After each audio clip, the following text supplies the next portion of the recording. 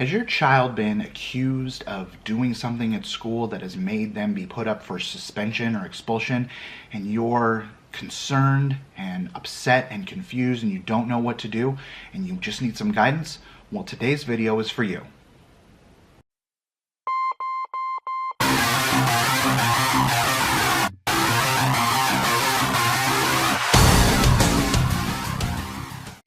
Ladies and gentlemen, boys and girls, YouTube, thank you so much for coming back. My name is Eli. I am the lawyer guy, and today we are going to be talking about disciplinary actions against students at school. Now, last time that we had a educationally related video, I was talking about special education discipline, and I got a few messages asking me, hey, what about if your kid doesn't qualify for special education, but you are concerned about disciplinary violations and what's going on and what the school district is supposed to be doing versus what they are doing. So today's video, we're going to be going over suspensions and expulsions and really trying to dig into how this is supposed to work and what you can do to try to address what it is that's happening, especially if you don't necessarily agree with what's happening. Now, caveat before I start the video, like I said in my prior video about discipline, I am in California, my law practice is in California, and I practice in California. So what I'm going to be using are the standards that are enumerated in our California Education Code. However, upon reviewing a few other states, a lot of these procedures are very similar. So I'm going to be making some more specific statements and some more general statements. If you want to stick around and try to get some guidance about your own personal matter, even if you're not located in California. However, if you want to drop me a comment and ask me a question about, your personal area or, what's happening in terms of your child, I'd be more than happy to try to look that up for you and answer your questions the best that I can. So for California, what we're looking at is California Education Code 48900. And what it is just a big, long list of things that are violations of the education code, and I think it's A through S and then some decimal points on top of that. So we're looking at 27 different violations of the education code that can be charged to your child depending on their activity. And in California, we also have 48900K, which is disruption of school activities, which pretty much covers everything, which is very convenient for the school to be able to allege against your child. Now, if your son or daughter is accused of something, this has to be related to school. It cannot be completely outside of the school's providence as an allegation to levy suspension or expulsion against them. So they has to be on school campus, going from or coming to school, during a lunch period involved with school, or at a school activity, or going to or coming from a school activity. If it's not one of those things, then they cannot use school-based discipline against your child. And this comes up a lot when we're talking about things on the internet. If your child does something on the internet and it is not related to school, then they cannot be charged with a school-based violation. If somebody reports, oh, hey, this person said this on Instagram the other day, and then the school says, well, we're going to bring you in and we're going to suspend you for that. If it doesn't have anything to do with school, then they cannot allege that school-based discipline is appropriate. And that's very important to note. Now, another thing that a lot of people don't think about until it starts applying to them is whether or not somebody assisted in an activity. If you assist in an activity that gets somebody suspended or expelled, you can also be suspended or expelled for being a part of that activity, aiding and abetting that activity. So if they can show that your child helped with whatever it is that this child is being accused of, then that can also subject them to disciplinary violations. So be aware of that and, instruct your children accordingly. Look, they might say, look, I didn't punch the kid. I just said to the kid, oh, you need to be at this location, and then they jump the kid. Well, then that would subject your child to possible disciplinary violations. So they have to be smart about what they affiliate themselves with as well, or that tangential activity can also subject them to discipline. Now, most activities that are listed in the education code are going to require that other means of correction have been attempted prior to suspending. Now, I'm going to say that again. Most activities require that other means of correction have been attempted prior to expelling or suspending. Now, other means of correction can be a referral for counseling, can be a referral for special education services, can be a referral for dispute resolution. It can be conferences between parents and the teacher. But if your child has never been accused of anything, if you've never had a disciplinary problem, if you've never had any disciplinary concerns, and then some activity happens out of the blue, they need to consider other means of correction prior to suspending your child. Now, the exception to other means of correction are fighting, robbery and extortion, possession of a weapon, serious bodily injury, or using or selling drugs. If any of those are what your child is accused of, then they don't have to show other means of correction. But every other thing has to have other means of correction having been used prior to using suspension or expulsion. Now, if your child has already been suspended, number one, they're going to hold a meeting between your child, the assistant principal, or whoever is in charge of discipline at the school, and whoever it was, whatever authority figure it was that levied those allegations against your child. Now, you don't have to be a part of this as a parent. You don't have to be a part of this conference, and that's unfortunate, and that's just how the law works. The law anticipates that when you send your child to school, the school becomes their parent for that period of time. So the school is their representative in terms of advocating for their rights, but the school is also the one that's disciplining them. So that's problematic, but the law anticipates that that's who needs to be a part of this conference. So in order to ensure that your child's rights are protected, you may want to have a discussion with them if you have an inkling in advance that they might ever be subject to disciplinary violation. Look, wait until I get there in order to talk to anybody that wants to talk to you. I'm not saying we're not going to talk to them, but wait until I get there and then we'll talk to them together. Just say, I'm going to wait for my mom. I don't want to talk about it right now. That might be a route you want to go in order to make sure that you're there to protect your child's rights. Otherwise, the school has the right to question them without you there. So that's number one. Number two, you're going to have to be informed in writing about the suspension, the activity, what they're being charged with, and how long the suspension is, when the beginning of the suspension is and when the end of the suspension is. And they also have to make a reasonable attempt to contact you when the incident occurs. So if they're saying, look, we're going to question your child, but we're going to contact you as well, they have to make a reasonable effort to do that. And that means calling you, leaving you a message, leaving you an email. They're going to have all of those things on file, so that's what they should do. If they don't get a hold of you, again, they're going to go ahead and have that conference anyway because the law allows them to. Now, there can also be in-school suspensions, period suspensions, sometimes they're called, which is where a teacher in a certain period might say, look, this child cannot come to my class for a certain period of time because of something they've done in my class. And in that case, the teacher has to inform all parties that this suspension is in place and the length of that suspension. That means you as well, the parent and the principal or whoever's in charge of discipline. And when the child is removed from that classroom for that period, they have to be placed in an environment where they are actively encouraged to do schoolwork and given schoolwork to do, but they cannot be placed into another regular classroom.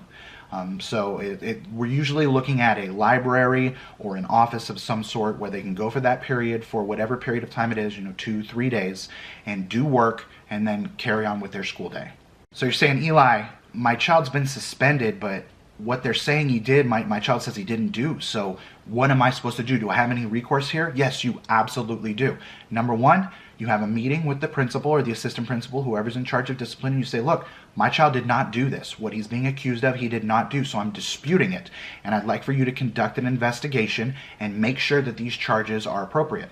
Now, if the assistant principal either, number one, ignores you, or number two, comes back and says, look, we did the investigation and we have concluded that they did it.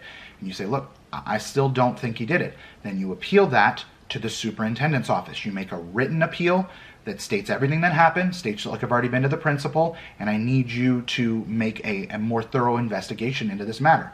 Give them 5 business days to answer you. Again, if they ignore you, or they come back and say, look, we did an investigation and we agree with the principal, then you can appeal that to your state Department of Education. Here in California, it's the California Department of Ed.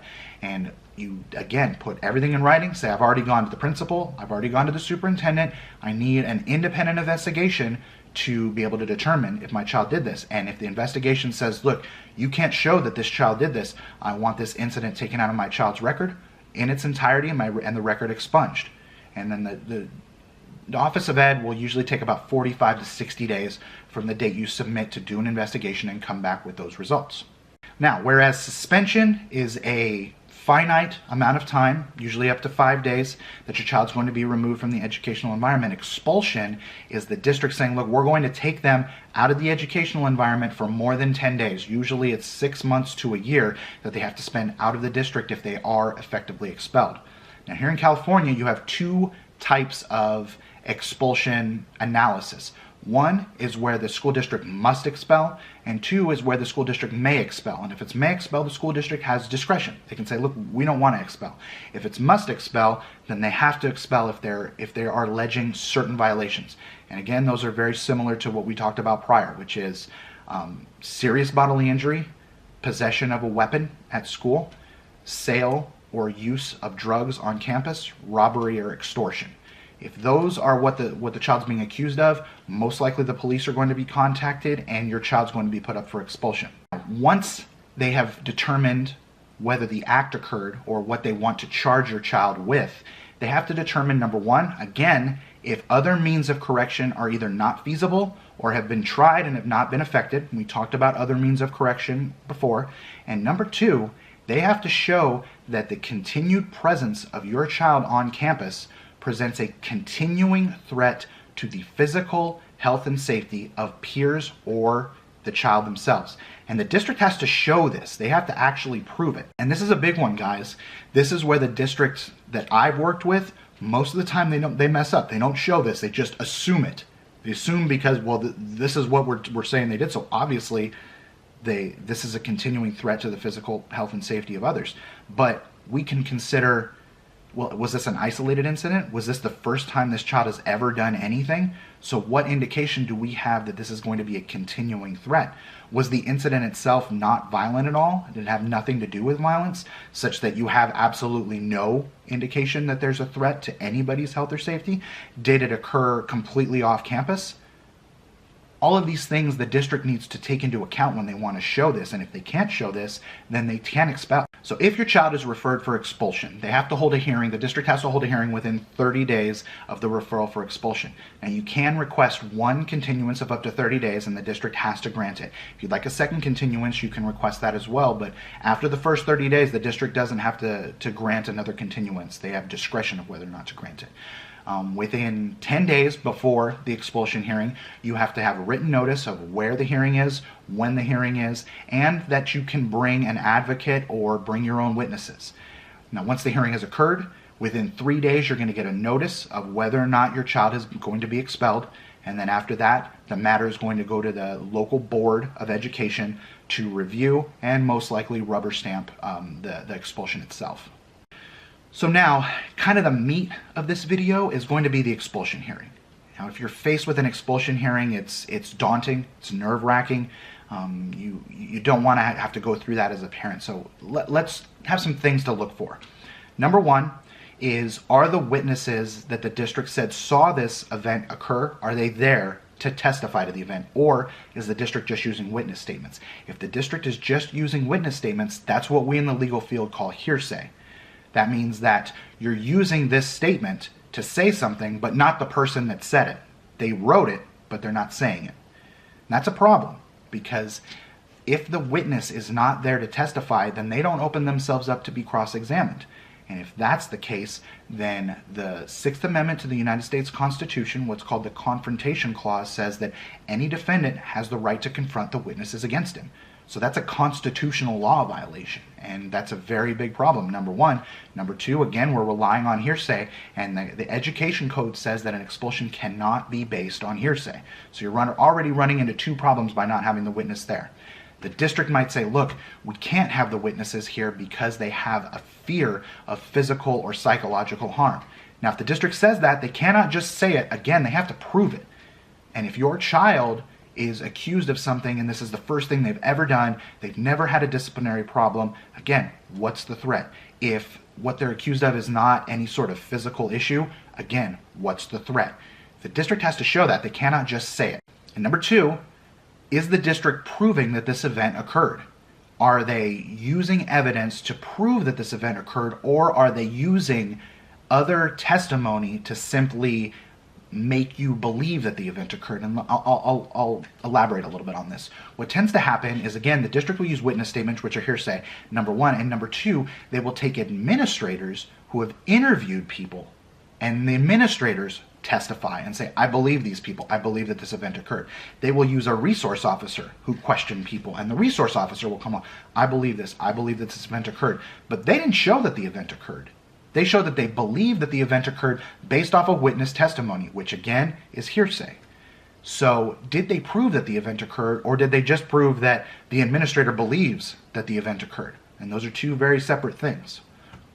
And again, guys, did they prove that the students' continued presence on campus is going to provide a continuing threat to the health and safety of himself or others? They have to prove that. They cannot just say it. They cannot just say, well, he got in a fight, so obviously continuing threat to the health and safety of others. No, they have to prove that this event by itself shows that. And if they don't prove that, then they cannot expel. So let's say you go through this process, comes back, it says, hey, your child's been expelled. The school board says, yes, we agree, they should be expelled. What now? Now you can appeal to your local county office of education, wherever that may be. Here, where I am, it's the Los Angeles County Office of Education that we get to appeal our matters to. And that's the way you go in terms of appealing it. Now, what can also happen is what's called a suspended expulsion. And that is simply a contract that the school district executes with parents that says, look, we're going to admit to the expulsion, but we're going to not enforce the expulsion. We're going to allow your child to stay where he's at, but we're going to give him a contract that's going to be in place for 6 months to a year where he can't do anything else behaviorally. He has to maintain good attendance, and he has to maintain good grades. And after that, he'll be off the rehab plan and back to regular education. Let's say you don't like it. I don't like it. My child didn't do this, or this is not how this happened, and I don't think that my child should be subject to a disciplinary violation for the way this happened. Challenge it. Challenge it to the county office of education. Take your evidence.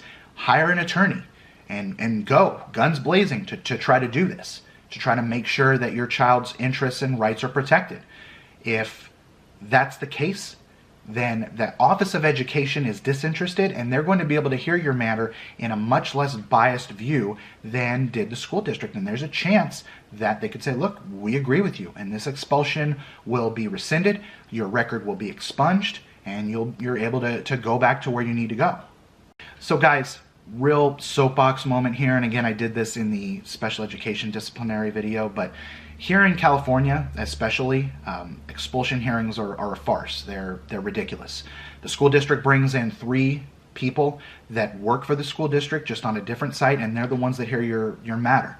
So you have a party to the litigation hearing the matter that they're litigating. It's completely insane to believe that these people would be unbiased to your matter. They don't have to present any sort of legal findings, and they don't. When you get your letter after that 3-day period, it's going to be a single paragraph that describes, yes, these are the charges, we believe that they are good and that they should be expelled, and here's your board date, and show up to your board date. That's all you get. You could have a 6, 7, 8-hour expulsion hearing, and it's boiled down to a single paragraph. And I know this because I've done it a number of times. I've helped clients out a number of times, and this is how it always goes. They don't show that other means of correction are feasible. They don't show that continuing threat of health and safety. They don't provide witnesses. They only provide witness statements. All of these things happen all the time because school districts are so used to nobody challenging them that they simply do things the way that they want to do it. So fight it. Hire an attorney. Go to your expulsion hearing. Prepare yourself. Put in a really good record. Put in good evidence. Question all these witnesses, because that's what you're going to be using to appeal this to the next level, where you can actually get a fair shake, where you can actually get a fair trial through the County Office of Education. And guys, I can't tell you how many times I have had expulsions overturned because we finally get a fair shake at this, and they're actually looking at the evidence, and they're actually using the education code and the law, and they're saying they in no way showed what they needed to show in order to expel, and so it's rescinded. And that's it. So fight it, guys. Don't be scared. Be the advocate for your child. Take the initiative. Hire somebody if you need to at the expulsion hearing level and go through that process. So guys, that's it. that's going to wrap up our disciplinary talk for today. Again, there's a ton more info, and I've done webinars and PowerPoints that have all to do with discipline to really get into it, but this should be enough information for you guys to be able to inform yourselves and know that you are able to dispute suspensions and expulsions and give you a framework for how to do that. So again, I hope you guys are all staying safe and healthy out there and, working your way through distance learning if you're doing that. And if you have any questions or concerns or feedback, please put it down there in the comments. Any topics you guys would like us to cover, I would love to do any topics that you guys would like. Until next time, have a great day, and I'll see you next time.